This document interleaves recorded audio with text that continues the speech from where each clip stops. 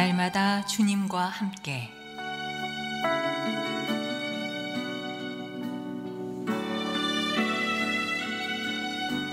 오늘 말씀에 강북 제1교회 황형택 목사입니다.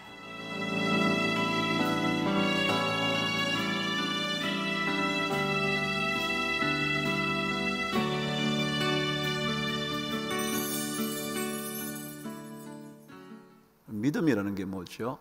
믿음은요, 우리가 볼 수는 없지만, 이해할 수는 없지만, 아무것도 없는 것 같지만 그것을 뛰어넘어 그곳에 모든 것을 가능하게 하는 그 무언가를 경험해 보는 것이 믿음이다, 그런 거예요. 아무것도 없는데 그 속에 모든 것이 나올 수 있는 그런 곳을 경험해 보는 것, 그게 믿음이라는 거죠. 아브라함에게, 사라에게 그런 일이 벌어진 겁니다. 100세가 된 아브라함, 성경은 100세일 뿐만 아니라 노년이라고 아예 못을 박아 도저히 생명을 얻을 수 있을 것 같지 않은, 그리고 이미 사라도 아이를 잉태할 수 없는 여인에게 생명이 잉태되고 아들이 태어나게 되는 이 이야기, 왜 우리가 아브라함과 사라를 믿음의 조상이라고 말하느냐 하면, 그가 이런 믿음의 삶을 경험해 보았기 때문에, 다시 말하면 아무것도 없는데 있는 것을 경험하고, 어둠이 있는데 빛이 펼쳐지기 시작한다는 것을 경험하고, 도저히 불가능한 그것이 가능하게 되고, 죽음이라 생각했는데 그것이 생명이 되어나는 것을 경험하게 된 그 사람, 그래서 그들을 어쩌면 믿음의 조상이라고 말하는 것은 아닐까. 믿음은 우리가 믿을 수 없는 일이 벌어지는 것을 직접 목격하기도 하고 직접 체험해 보기도 하는 그런 것을 우리가 믿음이라 그러지 않을까. 그럼 오늘 말씀은요, 우리에게 하나님은 이 이삭의 사건을 통해서 도대체 우리에게 하시고 싶은 말씀이 뭘까? 무엇을 하나님은 이 사건을 통해서 말씀하고 싶으신 걸까? 생각하게 되더라고요. 제일 먼저 저에게 떠오른 생각이요, 믿음은 그때가 반드시 온다는 사실을 믿는 것. 믿음은요, 반드시 그때가 온다.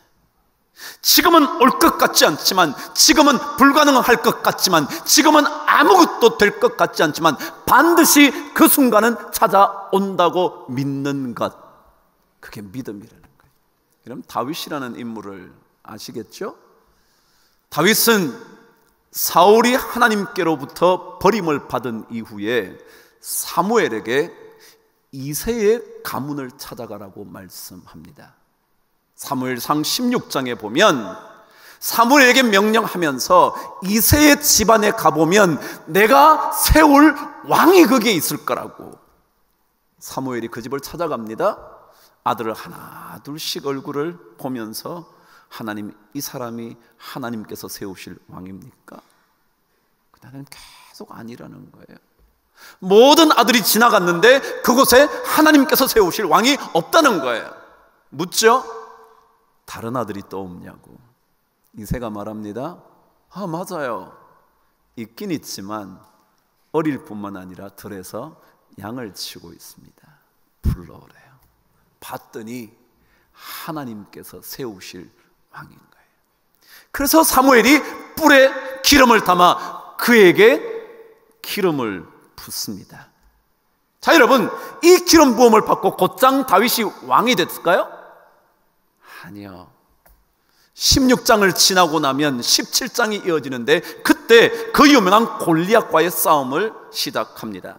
여러분, 골리앗을 물리치고 모든 사람들이 사울이 죽인 자는 천천히요, 다윗이 죽인 자는 만만이라고 말하는 그 순간 왕이 됐을까요? 아니요.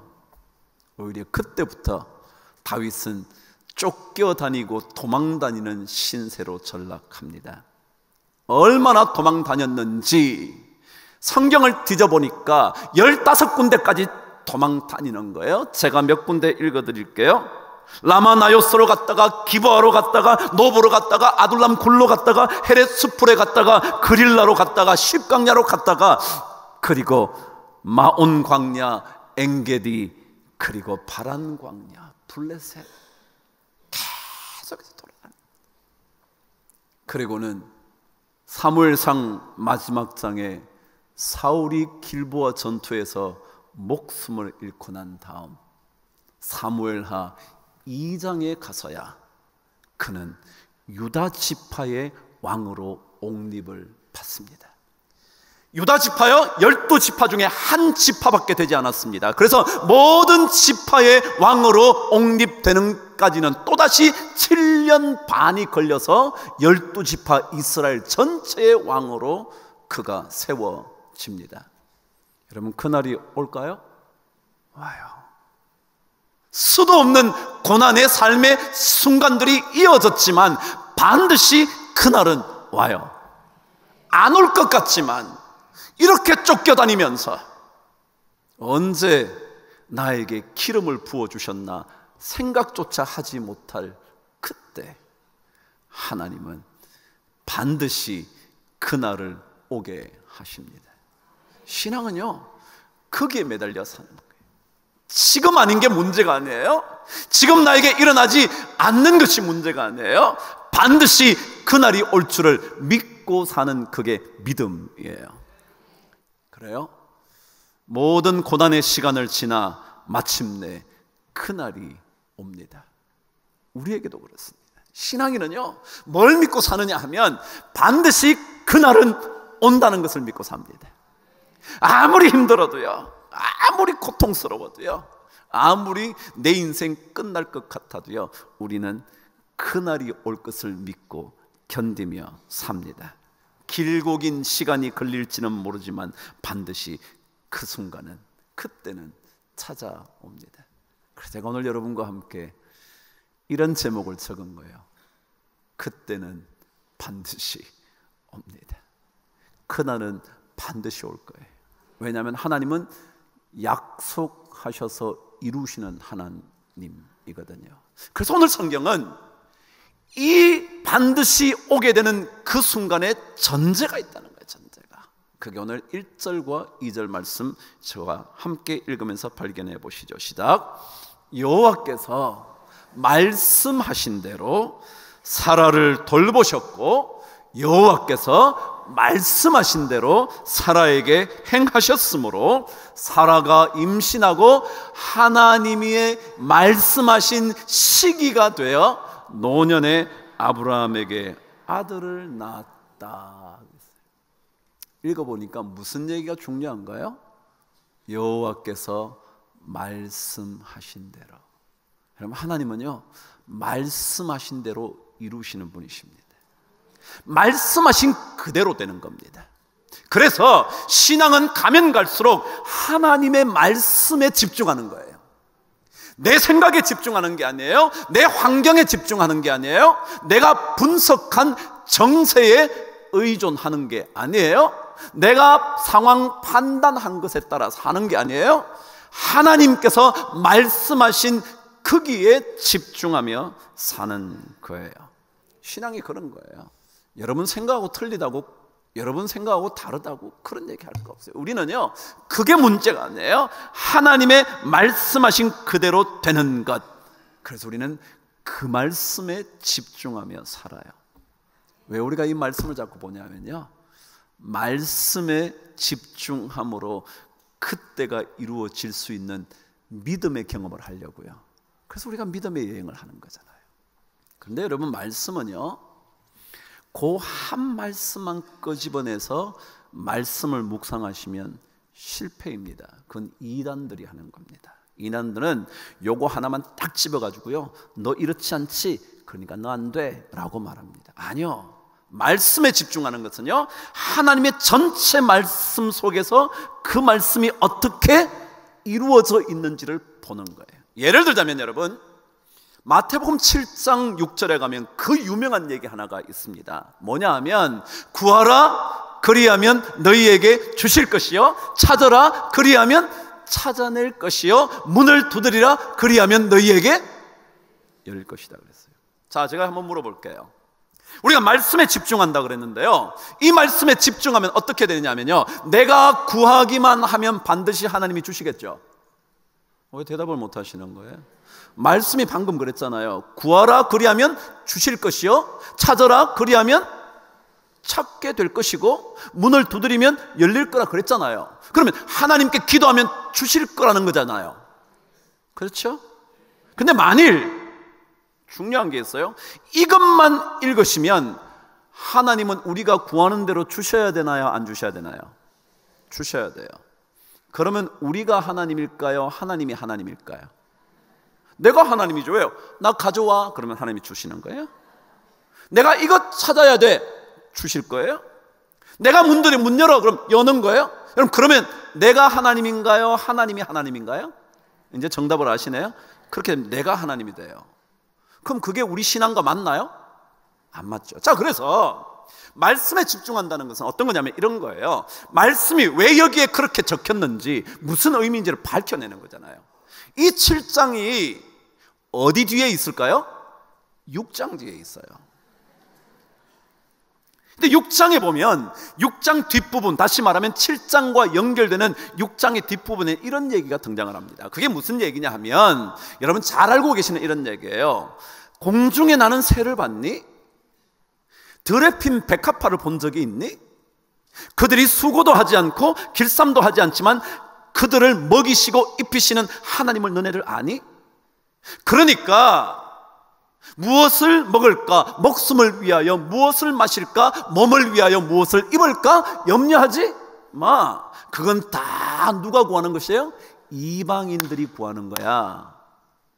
그 얘기를 하신 다음에 7장으로 넘어옵니다.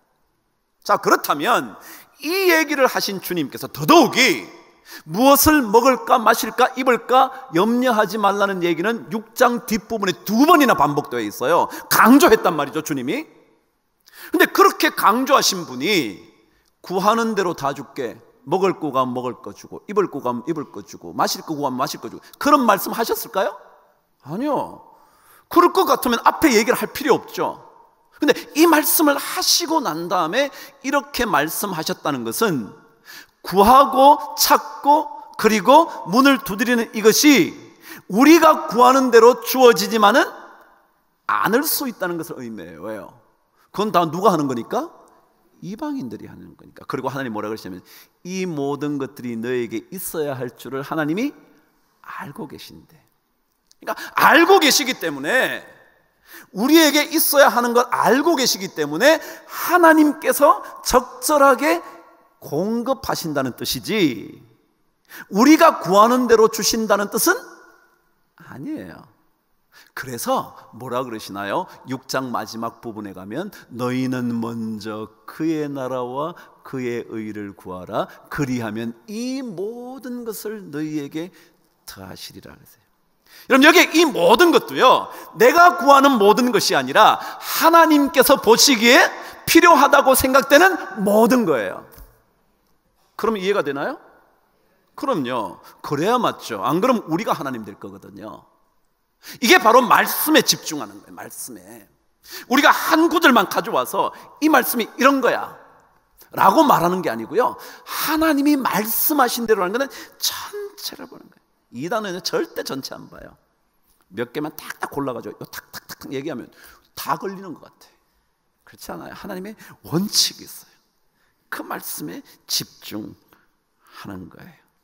그렇게 집중을 하면 결국 하나님께서 원하시는 그것을 우리의 시간에 가장 적절하게 알고 계시는 그분께서 우리에게 공급하시는 거예요. 그래서 그날이 오는 거예요. 우리가 원하는 대로 오는 게 아니고요, 하나님께서 계획하신 그 시간에 하나님은 그 무언가를 일으켜 주세요. 왜냐하면 하나님은 어떤 분이냐 하면 이런 분이거든요. 오늘 말씀 1절을 다시 읽으면 하나님이 어떤 분인지 확인할 수 있을 거예요. 읽으실까요? 시작. 여호와께서 말씀하신 대로 사라를 돌보셨고 그랬어요. 왜냐하면 하나님 어떤 분이시라고요? 돌보시는 분이라는 거예요. 돌보신다는 단어의 뜻이 뭐냐 하면요, 돌본다는 뜻에는 중요한 두 가지 뜻이 있어요. 그 두 가지 뜻이 뭐냐 하면, 첫 번째는요, 우리의 상황 속에서 가장 중요한 변화가 일어날 수 있도록 조치를 취한다. 다시 한번요, 우리의 상황 속에서 뭐요? 가장 중요한 변화가 일어날 수 있도록 조치를 취한다. 이게 뭐라고요? 돌보신다는 거예요. 여러분, 하나님은요, 우리 삶 속에 가장 중요한 변화가 일어나도록 계속 역사하고 계세요. 그것이 어떤 상황 속에 있든지 간에 관계없어요. 지금 내가 이런 상황에 있어도 저런 상황에 있어도 하나님은 가장 그 상황에서 중요한 변화가 일어날 수 있도록 뭐하고 계신다고요? 역사하고 계신다는 말이 무슨 뜻이라고요? 돌보신다. 그래서 제가 언젠가 여러분에게 이 사람의 신앙시를 얘기한 적이 있어요. 프랜시스 탐슨이라는 사람이요. 그 사람의 하늘 사냥개라는 시, 여러분 기억나시는지 모르겠어요. 저는 기억이 나거든요. 하늘 사냥개. 그 시에는요, 이렇게 적혀져 있어요. 내게서 모든 것을 빼앗아 가는 까닭은 너를 오히려 해롭지 않게 하려는 것이니 너는 그 모든 것을 나의 품에서 다시 찾을 수 있으리라. 일어나 나의 손을 잡아라. 그리고 내게로 오라. 그럼 하나님이요, 지금 나에게서 무언가를 빼앗아 가세요. 빼앗아 가시지만 제가 뭐라 그랬어요? 하나님은 우리를 뭐 하시는 분이라 그랬어요? 돌보시는 분이라 그랬어요. 돌보신다는 뜻이 뭐라고요? 그 상황에서 가장 중요한 변화가 일어날 수 있도록 뭐 하신다고요? 조치를 취하고 계신다 그랬어요. 그러니까 하나님이 우리에게 뭔가를 빼앗아 갈 때 그것은 오히려 우리로 하여금 해롭지 않게 하시려는 거예요. 만일 여러분에게 뭔가를 가져가신다면 그것은 하나님께서 보시기에 우리가 해를 당하지 않게 하시려는 하나님의 계획이라는 거예요. 그리고 언제인가 하나님께로 가면 그 모든 것을 주님의 품에서 다시 다 찾을 수 있게 될 거라는 거예요. 그래서 그분께 나아가 그분의 손을 잡아야 된다는 거예요. 이게 그 사람의 말이에요. 그래요. 제가 뭐라 했어요? 돌보신다는 뜻이 뭐냐면요, 내 지금 일어나는 모든 상황이요, 안 좋은 상황, 빼앗기는 상황, 모든 것을 잃어버리는 상황에도 하나님께서 그 상황 속에서 중요한 변화가 일어날 수 있도록 계속 역사하고 계신다는 거예요.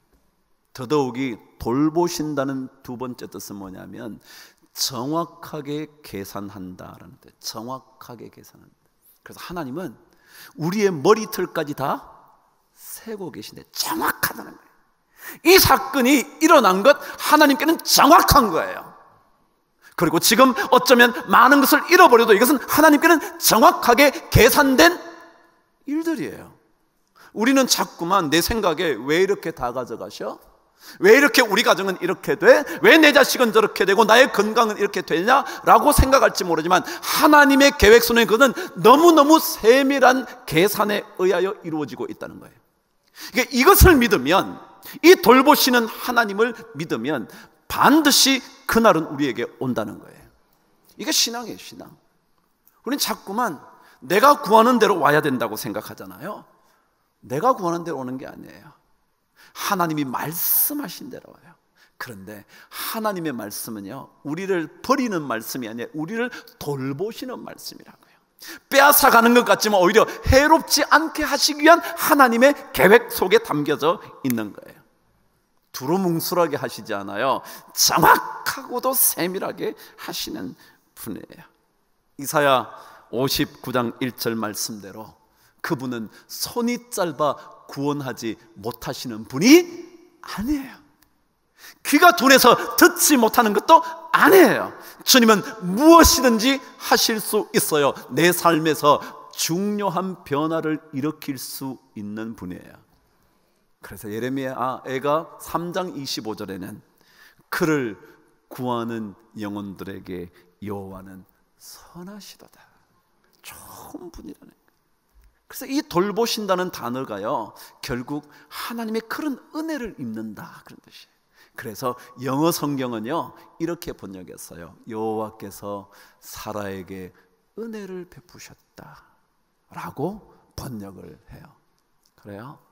신앙생활은 하나님께서 말씀하신 대로 하나님의 돌보시는 은혜로 반드시 그날이 올 것을 믿고 살아가는 거예요. 그래서 우리가 가보지는 못했지만 분명히 그곳에 있는 그 신성한 것들을 경험해 보는 게 믿음이라는 거예요.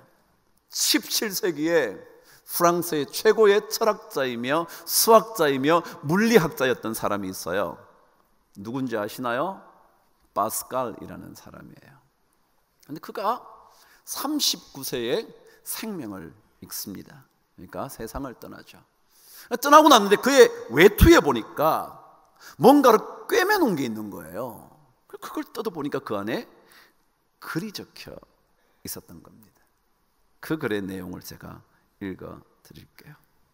은혜의 해 1654년 11월 23일 월요일 밤 10시 반에서 12시 반까지 불의 밤, Night of Fire, 불의 밤, 불이 왔다는 불 아시겠죠? 불이 왔다는 거 느낌이 아시겠어요? 아브라함의 하나님, 이삭의 하나님, 야곱의 하나님, 그분은 철학자나 학자의 하나님이 아니다. 확신, 깨달음, 환희, 평화. 세상은 모두 사라져도 하나님만은 반드시 남아 계신다. 복음을 통해서만 그분을 만나볼 수 있다. 나는 절대로 그분을 떠나지 않겠다. 복음에 의해서만 그와 함께 머무를 수 있다. 예수 그리스도와 나의 인도자를 향한 완전한 복종, 찰나의 이 세상에서도 얻게 되는 영원한 환희, 주의 말씀을 잊지 아니하리이다. 시편 119편 16절. 아멘. 이렇게 적혀져 있는 거예요. 이게 뭔가 그랬더니 1654년에 그가 11월 23일 날 마차를 타고 가다가 다리에서 떨어져서 죽음을 경험합니다. 그러다 겨우 살아나서 15일쯤 지나서 회복이 되고 난 다음에 그 순간 하나님을 만나게 됐는데 그때를 잊지 못해서 적어 놓은 거예요. 은혜의 해 1654년 11월 23일 월요일 밤 10시 반부터 12시 반까지. 근데 그의 이야기의 마지막 부분입니다. 우리는 하나님을 알 수가 있다. 만일 하나님을 알게 되면 모든 것은 달라진다. 신앙은 뭐냐면요, 하나님을 알아가다가 내 삶이 점점 더 달라지는 것을 경험하는 거예요. 내 생각이 점점 달라지는 것을 깨닫게 되는 거예요. 내가 꿈꾸던 것들이 점점 더 달라지는 것을 알게 되는 거예요.